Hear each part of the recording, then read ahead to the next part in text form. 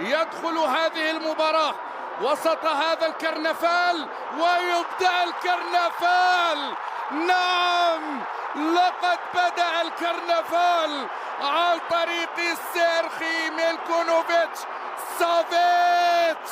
هدف أول مع الأزرق يسجل الآن وبهذه الصورة الغاية الجمال وفي غاية الروعة، حيث الانطلاقة الأولى بدري كعادة الزعماء من بدري يحضرون، حضروا وتقدموا. الانطلاقة كانت في الجهة اليمنى، سعود يرسلها باتجاه سافيتش، ينجح الصربي بكسب قلوب العشاق الزرق من الوهلة الأولى وبهذه الراسية في شباك عبد الرحمن كميل. هكذا أكمل الكرة بالراس، وهكذا هز قلوب العشاق هنا في الدرة.